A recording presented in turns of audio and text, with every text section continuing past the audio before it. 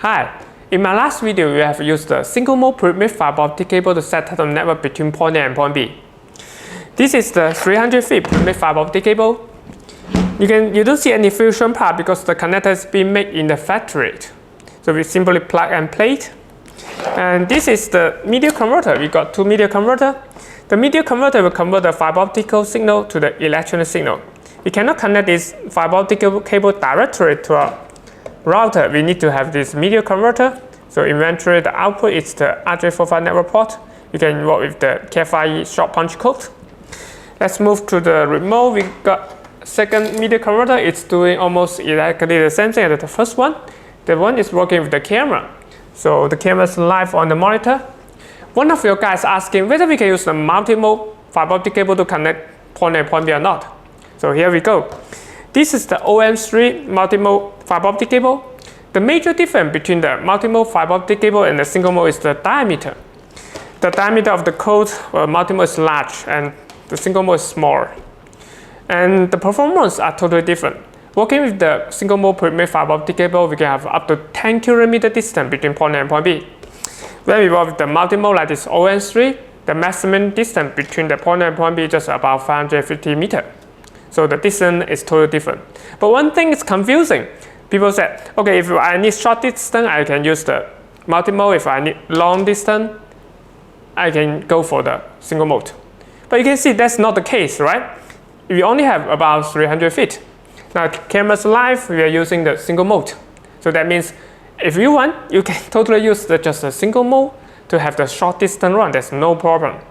But why we still need the multi-mode? I think there are several reasons. And if you go to a data center, you see a lot of multi-mode.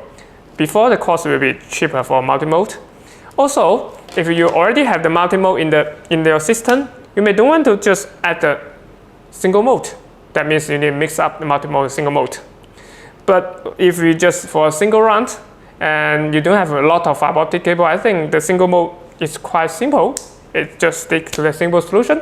Okay, and before we change the cable to the multi-mode, we also need to change the SFP transceiver. The SFP transceiver will determine what kind of fiber optic cable you can use and also what kind of terminal, I mean the connector you can use. So like the LC or SC. So that's very important. Even if you use single mode to connect these two, it may work for the short distance. I mean, it may not work. It depends on how good your transceiver have been. But the basic line is if you're using the single mode fiber optic cable, you should use the single mode SFP transceiver. If you use the multi-mode, then we need to change. Okay, now let's just take off the cable.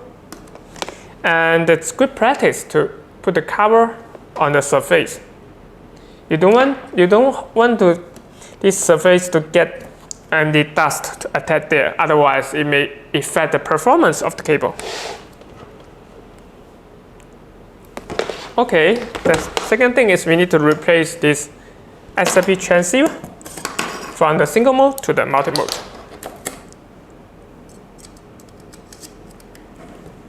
And also the second end, we also need to replace this one. Now let's just get the multi-mode fiber optic cable.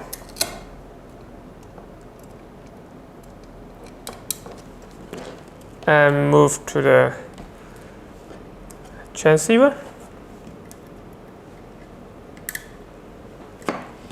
Let's just wait for a while before we can see the. Okay, I think the video is live now. So in order to use the multi-mode fiber optic cable, you not just need to change the cable, you also need to change the SFP transceiver. That's the key.